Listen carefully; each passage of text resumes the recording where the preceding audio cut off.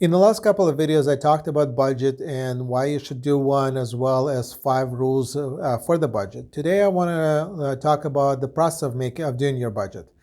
I broke it down into 5 steps to kind of simplify it and give you at least some guidelines around it. Step number 1 is you want to review your trends of the current year or of the past 12 months. And the reason you want to do that is to understand if your future budget should be based on the full year, or which expenses have changed over the past couple of months or maybe a certain time period. So you might want to only look at that when you're projecting next year and things like that, just so you understand your seasonality as well as understand what pattern your expenses and your revenue have taken over the course of the year. If you have done your year accounting correctly, this shouldn't be a hard process. It should be done really quickly, real simple, and no issues. Number 2, you should create what I call as BAU project, and what it means is business as usual. So before you start adding stuff in, you want to just take what you're currently doing and project it for next year and see where you come out. This will allow you to understand what it does mean if your budget just stays, your business runs as usual, and what does it mean for you for next year. Step number 3 is then you want to layer in your assumptions. So are you planning on hiring new people? What does that mean? Are you planning on increasing your sales, and how does that affect your expenses as well as other things?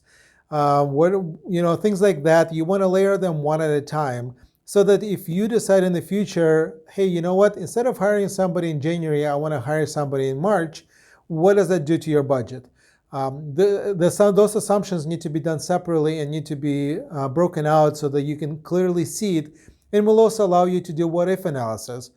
For example, after layering all the assumptions in and you realize, you know what, I can't support that, well, which assumption can you tweak to make sure that your business is viable and moving forward the way you want it to? Step number 4 is to get input from your stakeholders. So if you're a finance professional, you want to talk to your business owner. If you're a business owner, you might want to talk to your managers and see what they think about your assumptions that you're putting in there. And it does 2 things. One, first of all, it makes sure that your assumptions are correct. But secondly, you get a buy-in from your manager. So for example, if you have a marketing person and he says, you know, next year I'm going to need an extra $10,000. Now you understand it. You can adjust your assumption. But also when you turn around and say, hey, next year you only have X amount to spend, your marketing manager is not going to go, well, I can't work with that. So things like that, it will help you with this thing. So that's why you want to get the buy-in from your stakeholders. And the last step is you need to lock it down. When I say that is you can't have a budget that's going to be adjusted every couple of weeks. So what you want to do is you want to create the budget, make sure it's all solid, and then lock it down and say, this is what we're going to be all going towards in the next year. This way, everybody knows where you're going, everybody is on the same page, and your business is going to be successful. Now, my suggestion when you go through these steps, you actually have a finance professional helping you with this.